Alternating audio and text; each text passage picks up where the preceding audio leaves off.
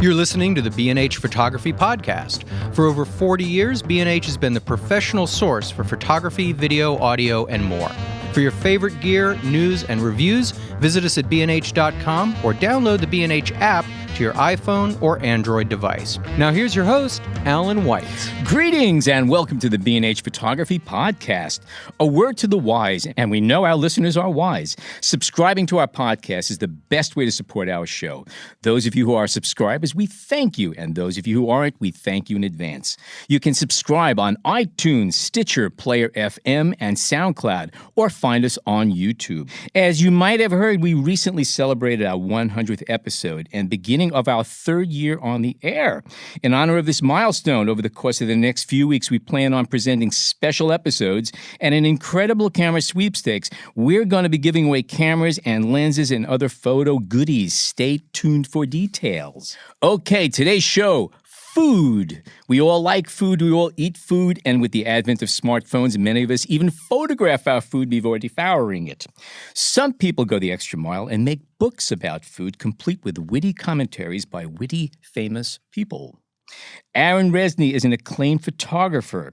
Aaron's been fortunate enough to be able to combine his passions for still life photography and his passion for food into a successful career. Aaron's food photography has appeared in the pages of Bon Appetit, Food and Wine, New York Magazine, and the Wall Street Journal. He's also photographed major advertising campaigns for Nestle, Duncan Hines, Kellogg's, Russell Stover, Nabisco, and Applebee's, among other major brands. He is also, I might add, a Brooklyn boy like myself from the same basic neighborhoods. We come from the Fertile Crescent, the Sheepshead Bay area, and we both also attended the High School of Art and Design and the School of Visual Arts. And we know a lot of people apparently in common, including our next guest. And did you just meet today for the first time? Yeah, Yes, I think so, yes. It was love at first sight. Which brings us to Jordan Shapped. Hello, Jordan. Hello. You have the dubious honor of being our first guest on our first show and our guest on our 101st show, which means you got to be here for the 201st That's show. great. Okay. That would be great. Jordan Shapped also likes food, and he's been known to eat the stuff as well. Jordan is an author. He's a professor at the School of Visual Arts and the former director of photography at New York Magazine, which is where I first met Jordan so many years ago.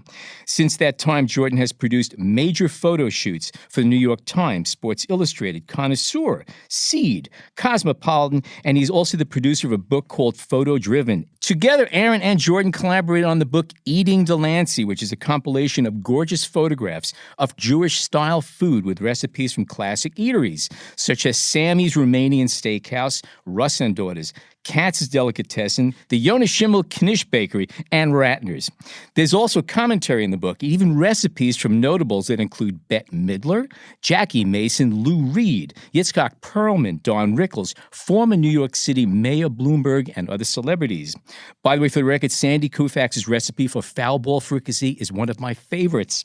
Who wrote that? I just threw that in. John didn't even know that was common. Koufax is a sore spot for us. We didn't get him. When Aaron and I sat down and made up a wish list of who we wanted to hit on famous, to write for the book, the first name was Sandy Koufax. Really? Couldn't get him. Really? No.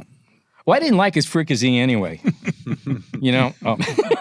Anyway, okay, guys, let's start from the seeds of this book.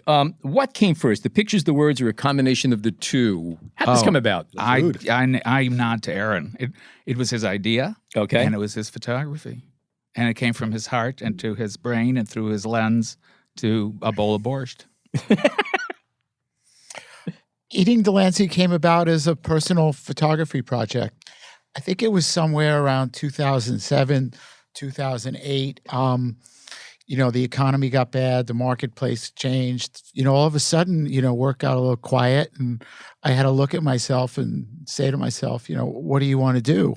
Do you want to continue in photography? What do you got to do? You got to kind of reinvent yourself. And I worked with a dear friend and photo consultant, Allegra Wild, and basically we came up with Eating Delancey. But I think the real turning point for me was that I was photographed something that meant something. I grew up with this kind of food. The kasha, the vanishkas, the tzimmis, the pickles, the chub whitefish. As Alan could relate, growing up in Brooklyn and in that era, that's that's what you ate. So anyway, I started, sort of taking pictures of things that meant something to me. And pastrami sandwiches, we went down to Katz's Deli, we picked up all these things, and the pictures just started to vibrate. They vibrated with me, they vibrated with other people, and it sort of continued on. And at this point, was the book, was it already in process? Or No, it was just straight. I had a photo show at a gallery in Chelsea. People came, and, I had, at one point, I called up Jordan. Jordan and I have been working together since the beginning of time. We both started together at New York Magazine. We collaborated pretty much for a period of 5 years. We worked together almost weekly, and it was, a wonderful experience. And I had called him and I said, "Look, Jordan," I said, "I'm working on a project, and I'd kind of like you to see it. I feel like it's something maybe we could collaborate on. It has a potential of a book." And and then Jordan came, and the rest is history. Aaron called me to look at his photographs, and we remained in touch, and it's always a pleasure to see what he's poking his nose and his lens into. And I looked at these staggeringly beautiful photographs, and you realize with this subject matter, you're walking a fine line. Because, what do you mean? Well, you're talking simmus, Okay. gefilte fish, chopped liver. I mean, these are not bathing beauties of photography. It's very true. Number one. And number two, you want them to resonate with a contemporary audience. You don't want your Bubby's chipped china, to come off. And also, I hope we'll get to this photo technique. Oh, yeah. And how you address stuff like this. Well, I was blown away by what I saw. It was unbelievably fresh. It had ancestry and it had currency at the same time. But having been a project of magazines for 100 years, I said to him, if you think this is a book, and I do, it's not just photography. It's not just your gorgeous pictures. And I said the word that is most associated with my personality, it needs shtick. It needs shtick like a way in from Jackie Mason thing. And also, as we were talking before, Aaron and I, in terms of wrangling famous Jewish people or celebrities, Sandy Koufax was the number one go-to guy. Jackie Mason was up there. We got him. But Koufax was the foul ball, though, huh? Koufax was the foul ball. But And I said, and also it needs jokes. And I had seen a photograph that Aaron had framed in his studio of a spritzing seltzer bottle, which, the bottle was that blue glass, and the energy, it was one of the most beautiful things I ever saw. And I said, using that as the impetus, I said, a little song, a little dance, a little seltzer down your pants. That was from the Chuckles Bites the Dust episode of the Mary Tyler Moore Show. A little song, a little dance, a little seltzer. And I think our personalities and our talents and our mindset really fused and integrated in that respect. Aaron, can I ask you about that period of time, 2002, 2007, 2008? I think a lot of photographers were going through the same thing. There was a change of the industry, and did you decide then that you were going to focus only on personal things, or was it a stylistic change? Are these photos different from your earlier photo photography? And I think you guys could appreciate this. It was an emotional change. I sort of, for a long time, I took pictures for money. Right. Now I make money to take pictures. Eating Delancey was the start of a just absolute wonderful journey. It really brought me back with my heart, my soul, and kind of why I wanted to be a photographer. It went on to, other projects called Candyland, which is vintage candies, obsolete as artifacts of, it's items that are no longer in use of, flash cubes, right. On an Instamatic camera, pay phones. And hopefully, that's another book project that I'm working on. But actually, it opened a lot of doors, a lot of credibility. It was wonderful working with Jordan. We just met so many fabulous, wonderful people, and the stories, and the camaraderie and the emotions that started out with just some simple pictures, and looking a way back on track with. I'm very grateful. I've been doing photography since I'm 12, and I hope I get another 40 or 50 years. Also sounds like you kind of take it on as it's become your own business. I mean, that new model of I'm going to create for myself and then sell it, as opposed to be hired by somebody. Well, I still do an enormous amount of, commercial work, but I've reinvented myself kind of almost on every level. Things got really tough in Manhattan, a few years ago. I don't have to tell you, for photographers, it's just the rents are exorbitant. I was on West 23rd Street at a point, when I first started there, no one wanted to go west to 6th Avenue. And the rent was just crippling, and I just was kind of taking the fun out of it. I took a chance. I bought a warehouse in Kingston, New York, about 90 miles from here. And I bought an old giant warehouse and renovated it. And it was, now I'm starting a photo gallery, and it's just, I'm kind of living the dream. We had, knock on wood, probably one of the best years we ever had, between the book and the credibility, the new work that I've produced, the new studio. I'm very grateful. I have a lot to be thankful for. The book is absolutely delicious. It's a good way of describing it. This is one book you don't browse through on Yom Kippur. You just don't do that, Well, I have to tell you, the one thing that amazes me, and I'm delighted by it, it's our testimony to the Ashkenazi Jewish food, its history, and its culture, and to see rave reviews in the Wall Street Journal, in the New York Times, it's... That's something I wanted to actually bring up. wonderful. It's mostly Ashkenazim. Now, also, for those of you who have no idea what we're talking about, that's Eastern European. Eastern Europe. Okay, that's where your bagels and cream cheese and your schnitzel and your brisket gefilte fish and brisket, all that stuff. and- But there's also a large percentage of what's called Sephardi Jews, people from Yemen, Egypt, Jordan, Syria, all over these places, and they have a whole different thing. The beauty of doing the book, it was our book, we were producing it ourselves. We had full backing from the publisher, but that wasn't us. It really wasn't like a journal. It was a reminiscence book. It's actually a great way to describe it. It's really a love story. It's a love story for the food that we eat. Alan, you had a bad day. That's a little. Alan, let's celebrate. Let's eat. And the wonderful stories about this food that people just don't make anymore. When one of the reasons I started this project is, you went down to the Lower East Side, even 7 years ago, it was all changing. It was, all hipsters. And when I was a kid, my parents immigrated from Europe. My father did business with all these like little Jewish, people, little stores. And, it was a community. And the way it's changed now is even frightening. When we were kids in Brooklyn, there was a Jewish deli on every corner. Oh, yeah. Now there's 5 in New York. Well, the funny thing is, not to get too technical, but I was concerned that Aaron would be moving to Kingston because, there was a time when there was a big glamour to be in New York and the photo district and stay in a hotel and see the theaters and stuff like that. It doesn't exist anymore. No.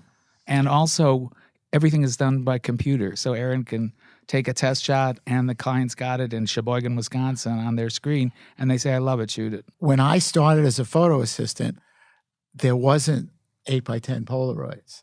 There was 4x5 Polaroids. But most of the photographers I worked with, because I was kind of enamored with tabletop and, food photography, we would shoot 8x10 film.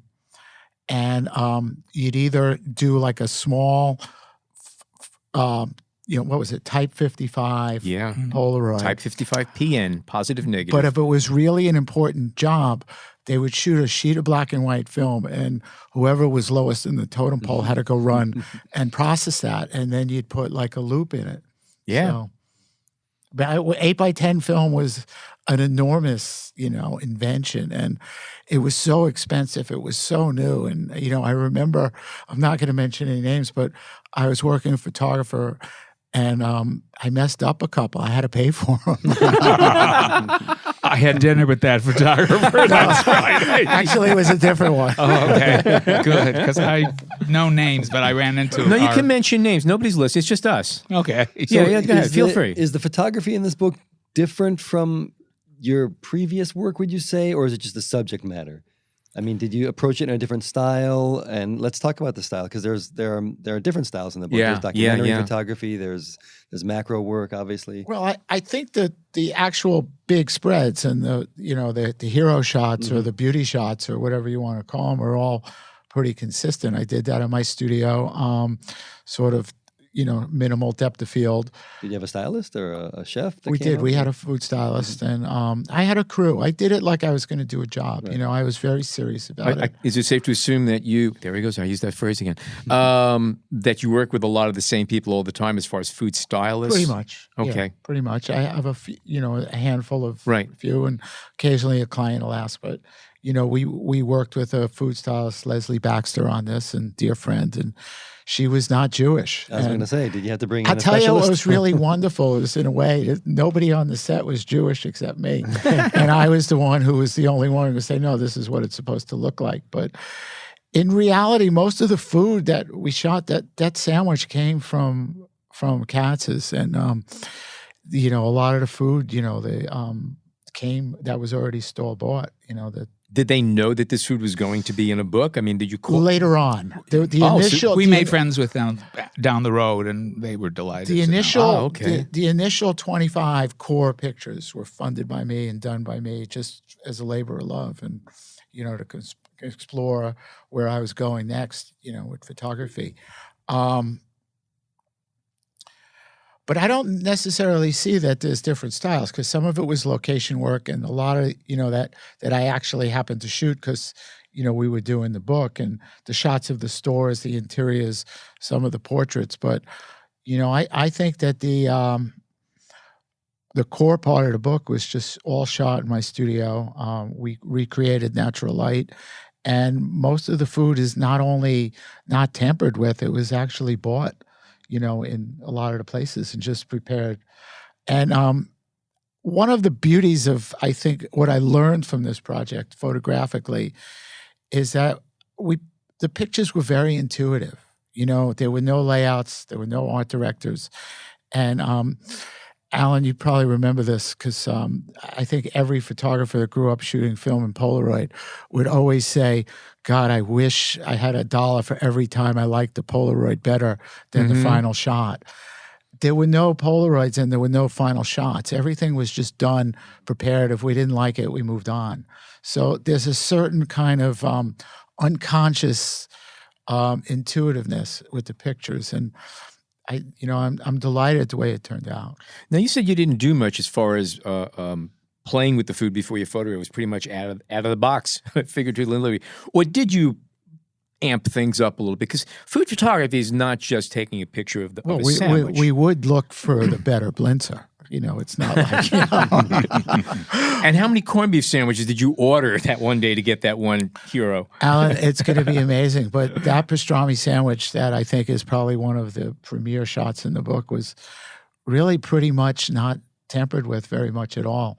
We might have just, changed the top piece of bread. Wow, okay. And that's really, I think, the beauty of this picture, because everyone thinks that, food is doctored and glycerin. And it often is. Not anymore. Less. Really? Less. Okay. Yeah. I Not think there are anymore. laws that you've got to be able to eat it.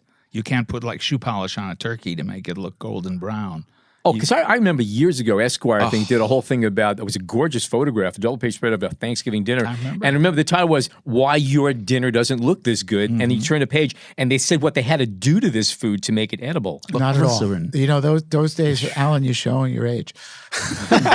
Before you said I look good for my age. Come on now. No, back in the day, it was done like that, and everything was perfect, and it looked like plastic. But now it's much more casual, and the food is very, very real, and it's just been the way people want real food.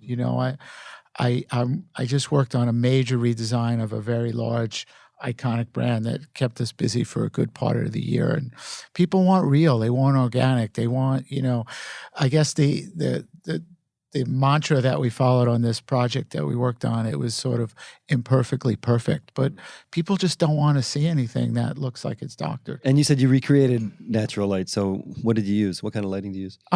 We pretty much use strobe lighting, Speedotron strobes, classic. They've been around forever. They work. They're heavy to move, but we don't move around that much. Lift with your knees. I noticed on your, call sheet that there was talk about daylight and talk about, studio photography. For the kind of work that I do, daylight is very impulsive, and it's fine if you're doing a shot for a magazine or you're doing a cover and you just need one thing. But, it's kind of funny, but people say, well, do you use studio light or you use daylight? But daylight's so different. It's diffused, it's soft, it's gray, it's dark, it's bright, it's low, it's high. And yeah, it can make the food look awful. It can absolutely make, you have a beautiful ambiance and what you're trying to concentrate on the food. It looks like, can I say the word dreck? Yes, you can. Yes, you can. There are opportunities that you get beautiful, natural light, but the challenge and the beauty of kind of what we do is that we're able to create that in the studio so it looks consistent. Mm-hmm. And what about some of the vintage photos? Who did the research for that, and where did you get these photos? And oh wow, I did the vintage the research on the vintage photographs, and of course I knew that we were going into an arena that had been very well covered, and we wanted to make sure that we didn't avoid obvious classics, but we wanted something new and different. And I'm drawing a blank on her name now. Great photographer of that era. Bernice Abbott. Berenice Abbott. Berenice Abbott. I think there are 2 or 3 Berenice Abbotts in there that cost me some shekels to get the rights to, but they're not the garden variety usual, run up the usual Hebrew sign over the street. Over the corner street. That was wonderful. Yeah, I love that. Yeah. And what about photos of people eating? Is that, when you're doing food photography, do you want to have people eating the food? Is that something that is appealing, or is it often... That's sort of what I did in terms of entertaining issues at New York Magazine, but that was more lifestyle. Mm-hmm. And if you look carefully, they're not really eating. They're posing. They're posing, eating. Yeah. Eating is probably one of the most awkward things to be doing in front of a camera. That's what I was thinking. Yeah. To this day, it amazes me that so many business meetings take place over lunches. Who wants to talk business when you're shoveling pasta or salami? Or Can we talk a bit about some of the people you've gotten to put their comments in the book and how that worked and in general, how long was the timeline of the book? And how many people died since? Oh, good vault. I'm looking at this list and go, dead. Yeah. It's timing is everything. It's not that many, but alas, we and the world lost Joan Rivers. Our piece that she wrote lovingly and customized for the book may well have been the last words that, as a professional comedy writer, that she penned. It's amazing, and it's great. It's great. Wonderful. Yeah. And then Don Rickles just died. Professor Irwin Corey. Mm-hmm. Well, he was 103. Yeah, he was 103. Yeah, exactly. Cut off in the prime. I remember him from New York Film Works. He's a part owner. Oh, I think you're right. We actually went to his house and we did a little interview. Had lunch with him. He gave a quote. Yeah. And we became very good friends. And dear friend Jana Ritz is the daughter of Harry Ritz, and she's one of my neighbors. Do you remember the Ritz Woodstock. brothers? Sure. Yeah. And Janet wrote for us, and she brought us into kind of a interesting circle, and she took us to Irwin Corey's house, and we had Jewish food there. And as I'm saying, it's just the whole ride was just so wonderful, and it's sort of like. It's kind of a metaphor for life. You sort of get something rolling and you stay with it. And it's just interesting, how it all develops. But I think, you've worked obviously on a lot of big projects, but I think what makes this one special is that, again, it was so personal. And that makes such a difference when you really have your soul in a project. Alan, it's wonderful for me. It's wonderful for my family. It's wonderful for my kids, and respect to my parents and my bubbies, and, God bless them all. Mm-hmm. But the interesting thing is, and it's magic because it comes out in the pictures. Yeah. It's sort of like face to face with that, pastrami sandwich. It was me and it, and it just it just reads. And it should have been a scratch and sniff book. That would have been so cool. We still have time. Hey, I'll tell you, as far as what we're talking about in terms of the nature of your relationship to the photography and the one's relationship to the whole thing. In terms of, I went after this. Aaron and I both know a lot of people, so that was great. But we wanted some household family fancy names: Itzhak Perlman, Jackie Mason, stuff like that. It was amazing. Anytime I would get in touch with someone, one of two things would happen. They would say, "Oh my God, I'll never forget my bubby's chopped liver. She tried and it was the," or they'd say, "Oh, that's a lovely idea. Let me think about it and I'll write something." Never happened. It was the one that had that immediate as you were saying, that immediate connection to the subject that evoked a memory, that evoked a response, that evoked a philosophy. You know, it is interesting, and you know, obviously, like any other project, you're grateful for the people that were there. And Michael Lang's story about Bill Graham and the pickled herring. Michael's also a neighbor in Woodstock, and turns out he was friends with Jordan's uncle. His father, who was his uncle, was, you know, involved in the music industry, and just all these kind of connections. Connections were eerie, were wonderfully eerie. But you know, we were at my studio and we needed a few pieces because, you know, obviously it's business. It's a fun project for us, but to get a publisher, they're investing quite a bit of time and money. And we called Ed Kozner, or Jordan called Ed, and Ed was the editor, right? The editor. My beloved Ed Kozner. When we were working for New York Magazine, so it was a strong connection. It was a Saturday afternoon, and we were at my studio, and we needed, you know, people to write. We were putting together a dummy, and we had his gorgeous photographs and the names of people we were trying to get, but everything said dummy type. We, the people in order to form a more perfect universe, just to take us. And we suddenly realized we were making a dummy that we were going to just try to sell to a publisher, and we didn't have one word. We didn't have one real word. Anyway, Jordan called Ed. Ed was going into the shower, and he said, "Look, I'll write for you. When do you need it?" And he said, "Ed, I need it this afternoon." And God bless Ed. He 20 minutes later, my phone beeped. Brilliant piece, and it was just so perfect for the book. And it went with the pastrami picture. Yeah, it was and a it was so reminiscence. much of his father and the heart, and going down to Fifth Avenue, and you know, it was really what the book was meant to be. You know, the memories of. Did you approach any, let's say, younger folks? I mean, kids, or who may not even have known the food, but had heard stories from their grandparents, great-grandparents even? Was that I don't know any kids. Okay. At my age, I'm lucky to remember you guys. No, I don't. We wanted that firsthand experience. Yeah. You know, now, does the book resonate with those kids? Yes. Sure. Are we now talking to kids saying, "Oh my God, I saw your book. I bought 3 copies for my grandparents and I bought from this." Yeah, but I don't think they have that. The word It's Hamish. not firsthand. They don't have that Hamish firsthand Exactly. connection. Yes, that actually is a good word for it. Yes. If they do, it's a novelty for them. For us, I grew up on chopped liver. I that beautiful picture he took of the cranking thing. I ran that crank. That's well, what I was asked my job. more, not because, you know, we need to include millennials and everything, more about this idea that these foods, you're not going to find them like you used to. You Okay, know? there's an interesting sideline to that. Is it Toronto? I think in Canada. Yeah, Toronto is in Canada. Yes. Yeah. Okay. Good. For Good. $10, where's Montreal? It turns out that in Toronto, there's a tremendous renaissance for this food, as there is in Brooklyn for what you might call new age or new wave. There's an offspring from the Ratner family, Theo Peck, who has a place in Brooklyn. Theo's pretty much a millennial. Yeah, well, yeah, he is. And the gefilte fish people, the gefilte terrier people, they're you know, and also young. the Russin daughters, right? Exactly. There's a younger generation that's Absolutely. running the business, and They their put it in the cafe museum, in the museum, in the Jewish But museum. I'm going to assure My you, sister-in-law designed that. Erwin Corey's In the the oldest museum. person to write for us. Yeah. Erwin Corey was the oldest.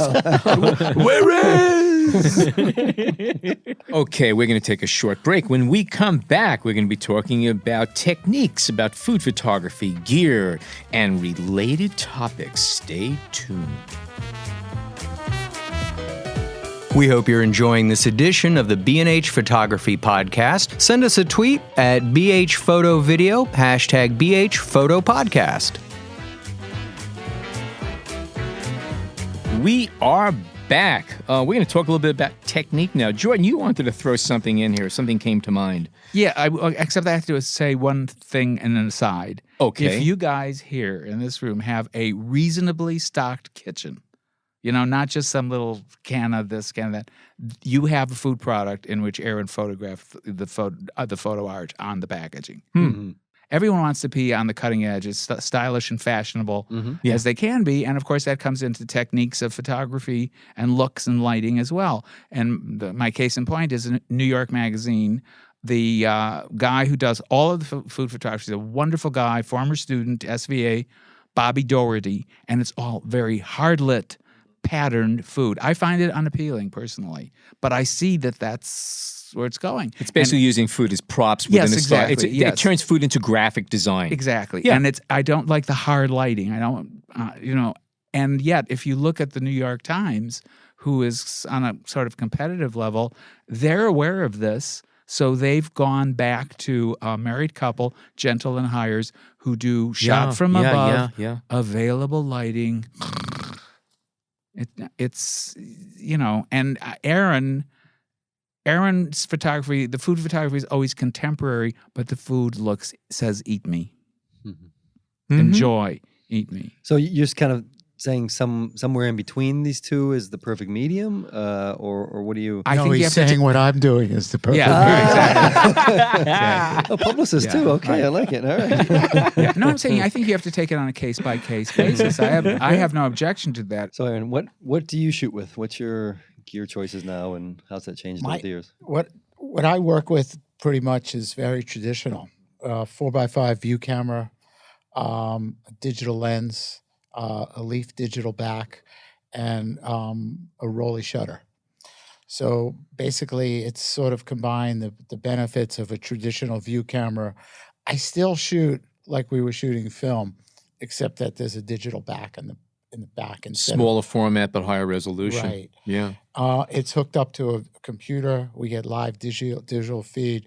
A large part of my commercial work is food packaging, which all the type is, very important. The layout's very precise, and we're able to put a color overlay right on the computer, and we can see the image as we're doing it. My phone, I could shoot whatever I'm eating live. I just have to touch the screen and it's done. It looks good. I could even blow it up in my fingers. You don't need all that stuff. Well, I only have the 7. It's interesting we're talking about the phone, but so I have these large digital, we have about 4 stations, and, it's fantastic. The files, the leaf files could easily go up to 30 by 40 and probably bigger. And, sure, the prints we could make now and, the studio in a remote location, an Epson printer, they're outrageous. They're just absolutely, outrageous. But, there was a lot of controversy, film, no film, not film. For what I did, I embraced digital photography from the moment we did it. It just, for food, for the spontaneity, it made the most sense. And, I've kind of never really, gone back. But I was at a talk recently, a year or two ago, and Jay Mizell was talking. And, everybody's always asking these really, well-renowned photographers, what camera to use and what's the best camera. And it was very interesting. He said the best camera to have is the one you have with you. Yeah. And that's really, that's kind of why people have embraced the iPhone so much, because at least you have something. Yeah. Absolutely. And my Sony, I can't make phone calls. That's another problem I have with that camera. Nobody makes phone calls anymore now. I know. And one other thing, if we're talking about camera and gear, and it's a personal thing for me. And to me, like a DSLR, we have a Canon, and I'm actually looking at probably the new Nikon 850, and it's something that I'm probably going to get, and to change over to Canon. And reason being, Canon's a wonderful camera. It's used by, most of the professional people. It just doesn't feel that good to me in my hand. And I think when anybody ever asks me what kind of camera I should get, and I always say the one that feels the most comfortable. I say that a lot That's too. great. It's true. Yeah, and by the way, Nikon has always felt much more comfortable in my hand and everything about it. I've owned a Canon system in the past for many years, and I ultimately went back to Nikon shortly before I went back over to Sony. But I wonder if it's how it feels. Brooklyn Jewish thing. Well, you talk, DSLRs, you talk your cell phones, but you're still using a large setup tethered to a computer. So you have It's a technical camera that you have. It's not Mickey Mouse whatsoever. It's a very elaborate system. Yeah. We still have camera stands, and we still have lights, and you still take photographs. You don't snap pictures. You take photographs. I play a photographer on TV. Yes. You need to impress all the Well people that come said. to the studio, right? Well said. Yes. But and obviously a lot of your work, not just the food stuff, are these gorgeous macro shots. What lens do you use? We Or have lenses? a whole array of Schneider digital lenses. I don't. They're on Rolly shutters and Schneider lenses, and we go from 55 to 210, 220. The numbers are a little different from film. Yeah. With film we used to use a 210, and I think now that's like a 150. But I'm not a real techie. Yeah. Obviously this is it, and I'm more about the emotion and capturing the picture. Anything else aside from food do you like photographing? Well, we talked a little bit about some of my other projects. This project, Obsolete.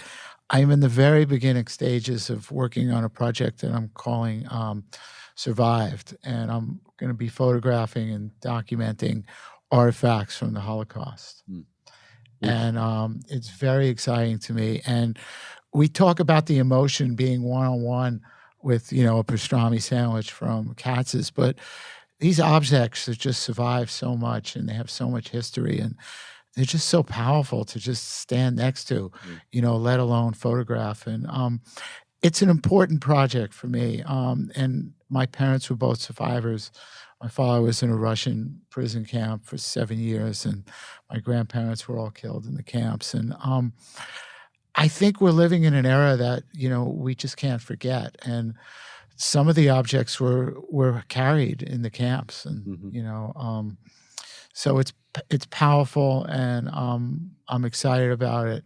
I'm a little frightened by it, but I feel like it's important. Have you gotten to the shooting stage on some of these? Some yet? of the And is objects. it going to be just a total neutral background and close, tight shots, or are you I working through think that it's still? just going to let the objects speak for themselves, and I haven't quite gone there. And I don't like to sort of plan, because I want to see Where how it takes all you. evolves. Yeah. Maybe jumping back to that idea, but regarding food, maybe you can give us some thoughts on backgrounds and how you want to form the color palette behind the food, if that's something that you do, or when you would decide to get really in tight on some of these macro shots. Is it just kind of speak to you, or how's that? Voices speak to me. Yeah. Jordan's voice. Angels. No, I'll tell you something. I had very little art direction to do with this photography. It was such a pleasure, because having been at a weekly magazine where the pressures are tight and you can't throw out too wide a thing, I control a lot of what it has, so you knew what was coming in. With this was the first book I've ever worked on where I had just the total pleasure of seeing things. And I bought his vision because it came from his heart. Right. It was so wonderful. Right. And let's say you have a crew with you, or you have a handful of people, a stylist, and you set up. I mean, will you get everything set up, have a look at it, let it speak to you, and then decide where you're going to go with the lenses and whatnot? Or isn't at that point it's a bit too late, right? Because you've established the lighting. Well, it's not that hard to change the lens. Okay, yeah. Well, I mean, when will those decisions come to you often? Is it do you kind of stare at it for a while, think about things, and I've been doing this a long time, and we'll do a capture, we'll look at it, I might move things and change things around, but on my personal work, it's very intuitive. I don't really spend a lot of time. On my commercial work, we can go around all day. Well, let's talk a little bit about the differences when you're shooting a product or labeling or. Well, the difference, and one of the things when I rebranded my website and all my work, and I worked with Allegra, was that and I think we've really succeeded strongly, is that I think that every dream of every photographer is to have someone say, "Oh, that's a Resney, that's an Avedon, this one did it, that one did it." And I tried to stay as close to a personal signature, as I could. And I think if you just react intuitively, it sort of happens. I think where photographers and any artist really gets lost is they try to venture out and, I'm going to do a little of this, and I'm going to do a overhead shot, I'm going to do a macro shot, I'm going to do a little bit of fashion, and because I try to, no pun intended, I try to keep my focus narrow. I know one of the things I find. Go ahead. Yeah. Well, speaking of focus, and this is a question that I think I know the answer to, and have never asked you about it. It's a little difficult because I think in order to back up my point, everyone who's listening to this has to go out and buy our book. There is a picture. Mandatory. And we're holding you all to it. Or you should send it to all your subscribers. Yeah. Just write in and say, I want a copy of the book. The studio audience. Yes, and Alan and John will send you a copy of the book. Why don't you just ask them to make a donation to the Shapped Foundation? No, let's not go there. But there's a photograph that you took that's in the book of a candy called Nickel Nips. Wasn't that the little bottles of wax? Yeah. And in that picture, that's an emotional picture. Everything in that picture is out of focus, but it's a dream. I have a feeling that you saw that in your head first and then went out to want to do that. Am I correct? That picture just sort of happened, like a lot of wonderful things in life. And, we kind of set it up, and I think my assistant did a capture, and I walked over. I said, that's wonderful. Let's move on to something else. And things just happen. And that's the beauty thing of photography and the wonderful part of shooting digitally. And I think that's why I embraced it. We're going back to the Polaroid story. Is so you can sort of act spontaneously. It's not like, you have it. You capture it. If you like it, you can keep it. And if you have time, say, what else can I do with it? You could further.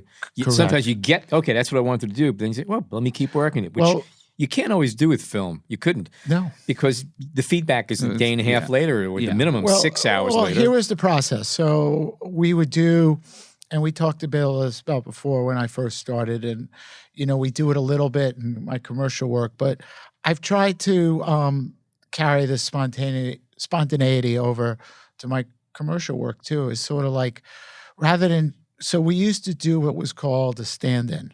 Food stylists would make a plate, let's say, mashed potatoes, gravy, carrots, whatever, you put in there, Brussels sprouts, and, you'd arrange everything. She'd put it together. She'd just throw it together, and we'd set it, we'd light it, we'd pick out the props, the background, everything. And she wasn't thinking, or he, because we use both, there's plenty of different food styles. She wasn't thinking, oh my God, this has got to be great, and I got to have the perfect Brussels sprout. And 9 out of 10 times it was really great. And then, especially on a commercial project, you would go to hero. You would go to final. Right. Okay. So you would have Polaroids of this. You would never shoot pictures of the stand-in. And you do this with models. You do it with, still life. It was sort of like, in that generation of photography, that's what you did. But there was no one going back because you didn't have any film. Right. So then you would wait for 2 hours. The food stylist would make everything perfect. You put it in there. And half the time it would be like, God, I really like the Polaroid better. And, and then you go ahead and you shoot brackets, and you'd send some kid over to Dugal to wait for the film. And, the digital world in terms of creativity has just been fantastic. It's much more efficient. I want to ask you something. You start talking about that you've been doing this for a long time. You sort of approach things intuitively, and there's a certain signature that you have, visual signature to your work, which is something we strive for. I'm very aware that out of all the billions of pictures I've taken over how many years, okay, I've only taken about 4 photographs because they're all the same composition with different content in them, and I tend to approach something. I know I visually align the image as I'm composing it. I go in, and it doesn't matter whether I'm photographing a shoe or a building. I'm composing things the same way. I'm filling the frame the same way. And you alluded to the same thing, that you have a visual signature. Do you ever find that, wait, I've done this already, and try to break from that?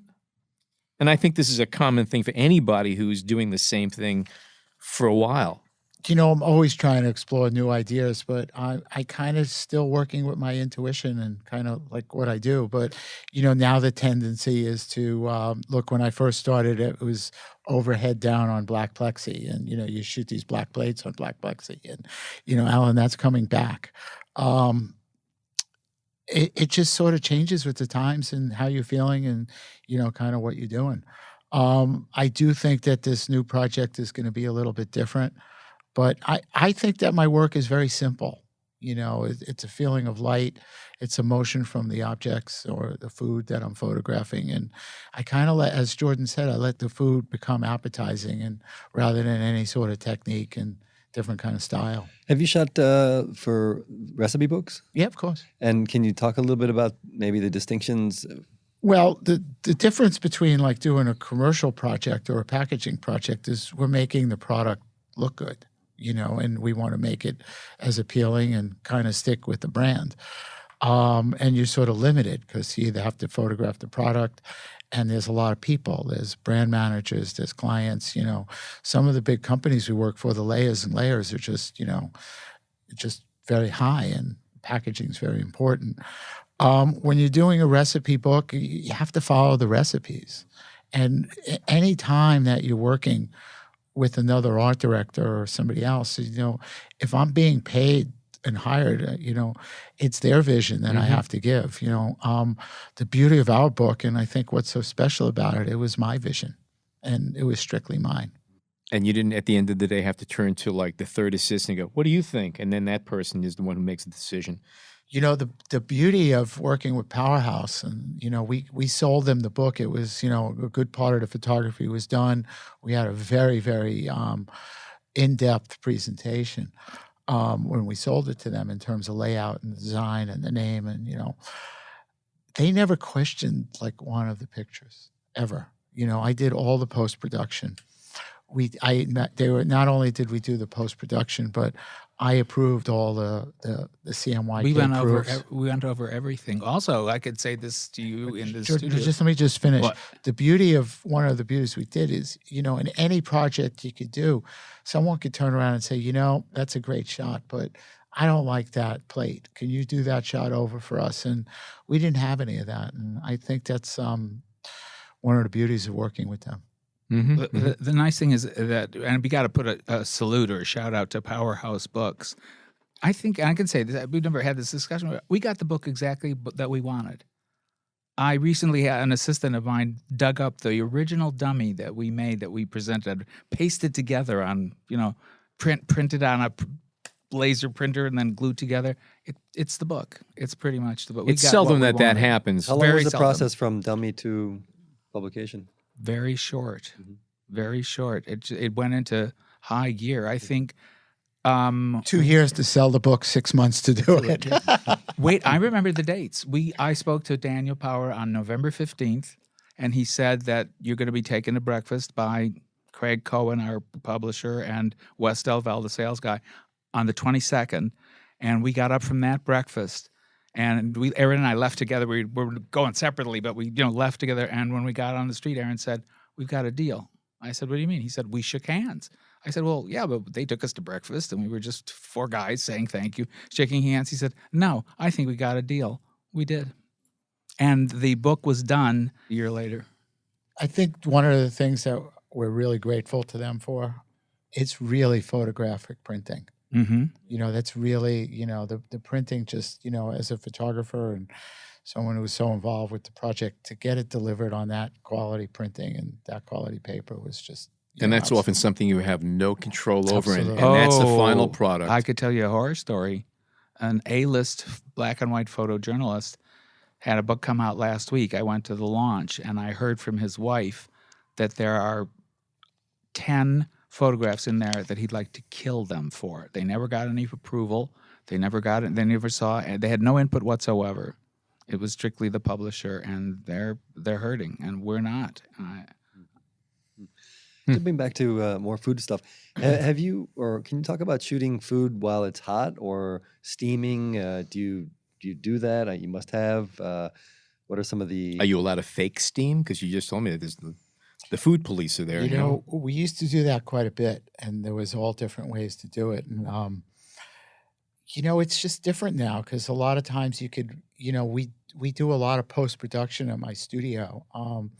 So we could get some steam and enhance it. In the old days, you couldn't really do that. We did cigarette smoke, we did this kind of this and that kind of that. But as I said before, everything's real.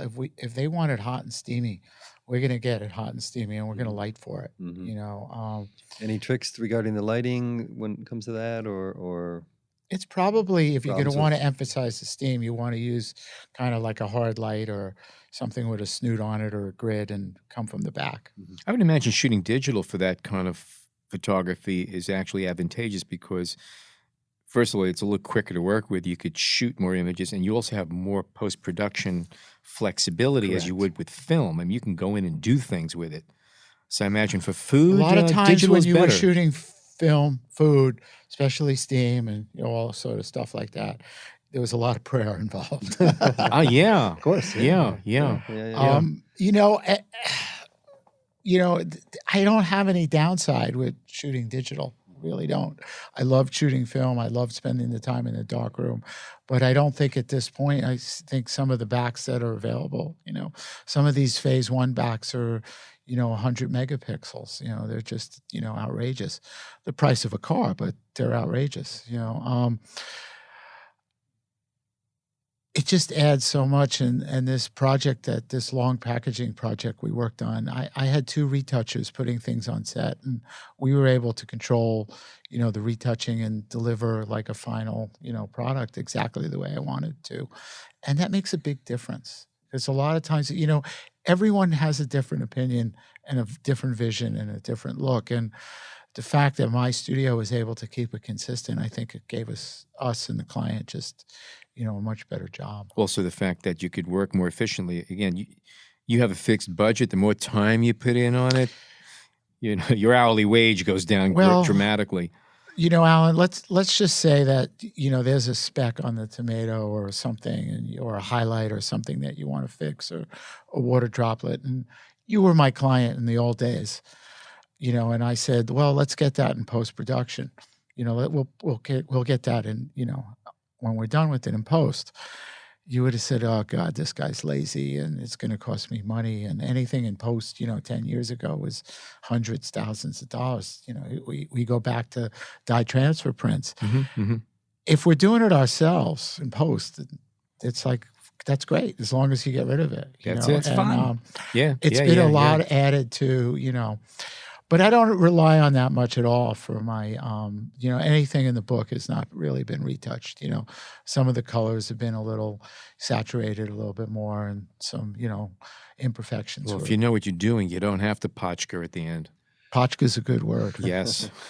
Can you talk a bit about shooting liquids? Is there any advice on that? Any do's, don't do's? I think the most important thing with shooting liquids, especially if you're going to get pours and splashes, is really, high speed strobes.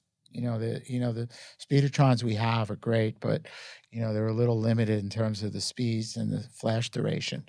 When we just actually did a splash thing in my studio, and we had a big water tank, and we dropped all these fruits and vegetables into the tank, and we rented, I think they're bronze color strobes. They're outrageously expensive, but they're fabulous. And the flash duration on that was just spectacular. Yeah, you do ping pong effects between heads to multiply all the. And we there's use a lot of tricks you could do. And with we those. use like a laser to catch everything. Yeah. Yeah. Post-production on the splashes is also very helpful because, we could combine a couple of... You could build them. Yes. Yeah. Well, let's then talk about what we didn't talk about, which is this idea of foodstagramming and everybody, taking a picture of their plate in front of them and sending it out. Food porn, which, you do hashtag food porn on Instagram, and there's about 32 million, postings. So What is food porn? food porn is a photo of your food at that him you're light getting up. off on Look just at him because light it's up. food. Yeah, well, look it up. I mean, it's like, you can put porn after everything now, as long as you like it, food porn, sports porn, whatever it happens to be.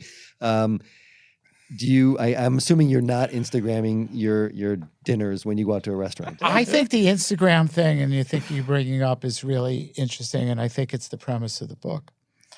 Because one of the things that the last page in the book is they tried to kill us, they survived, let's eat. Yes. And, one of the things that we talked about in the book, and a lot of people talked about, is that nothing speaks to the Jews like food. Food is nourishing, food is comforting, food makes us feel good. And It could also make us guilty. At the end of the day, there you go. It's an emotion. It's an emotion. Not all good emotions, you know. I think that people really relate to their food, and on some level, I think we're living in a society now that food is the new fashion. It is, you know? unquestionably. And I think that people associate it. It makes them feel good, and I think it's nourishing. And we have to look into the reason that when most people start to date and spend time with each other, they kind of go out to dinner and eat and feed each other and kind of nourish their souls. And I think we're sort of reacting to that with Instagram. Interesting take, yeah. Jordan, what are you up to these days? Anything you want to plug? Okay. I long for the day that Aaron and I will do another book. But in the meantime, I'm working on a book now that's almost about 90% done. It's called The High Line in Photographs by David Goodman, who is married to the High Line, and words by, and we're soliciting first-person stories from prominent and not so prominent people. If you have a High Line experience, you guys are close to the High Line. I have go and make tons it. I can see it from my window. And your selfies. Absolutely. Oh, okay. All right. So, Aaron, tell us we have AaronWesney.com to find you, or is that correct? Resney.com. Resney.com. Okay. Correct. All right. And your new gallery is? About 3 years ago, I bought a warehouse in the Midtown Arts District in Kingston, New York. It's about 90 miles from here. I completely remodeled it, took a big risk, leveraged everything, gave up my studio in Manhattan, and built, a fabulously beautiful, space. And one of my intentions with the space was to have a gallery. And being in the Midtown Arts District is so exciting. There's so many wonderful people moving there constantly, and wonderfully established creative people, young creative people, and musicians, artists, painters, photographers. And I wanted to be part of that community and part of that renaissance. And I built a gallery as part of the studio, and not just, to showcase my own work. And I'm very excited. We're having our first event there, and we're collaborating with the Woodstock Center of Photography. And Howard Greenberg is a dear old friend. He's a gallerist in the city, and he's the founder of Cent Photographer. And He wrote for our food book. And I'm very, very proud to say that one of my favorite photographers, Kenru Izu, is having a show there. It's a fundraiser for the Center of Photography. It's exciting for me to open my space to the public. It's exciting me to be part of that. And, it's also the beginning of a joint venture between me and Howard. And we plan on having, other shows. And this show is running through? It's going through January 14th. It'll be open on the weekends until the 14th. On the 14th, if anyone's available, this is all over the public, and it's a wonderful opportunity. Howard's going to be doing a talk with Kenru Izu, and I'm just over the moon excited. And corned beef will be served. I'm sorry, And actually, Simmons? it's a vegan event. Do I get to put in a pitch? You absolutely do. Okay, we have a dedicated website, thehighlinebook.com. Ah, okay. Just The Highline Book. And also we have a dedicated Facebook page, thehighlinebook.com. And where can we find Eating Delancey? Eating Delancey, it's Everywhere. so amazing. It's everywhere. Yeah.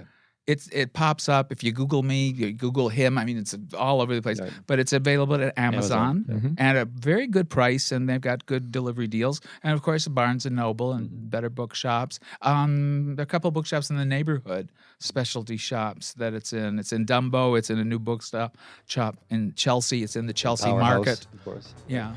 Okay, Aaron Resney and Jordan Shapped, thank you so much for joining us today. Jordan, thank you for making it for the first episode and the 101st episode. I love it. Okay, and we love expect it. you back again. I think we're going to have you back as well. We were talking about a future episode with Howard. Excellent. Let's I see would if we can love work that. on that. I would love that. Some good stuff. Again, for our listeners, we do have some great giveaways coming up in the next few weeks. We can give you more and more details about it. We're going to be giving away cameras, lenses, and other photo goodies. If you are not a subscriber, go to iTunes, Stitcher, Player FM, SoundCloud, YouTube, and wherever else you might be able to dig us up. Sign up. And if you hear something you like, tweet it out with the hashtag BH Photo Podcast. On behalf of John, Jason, and myself, thank you so much for tuning in today.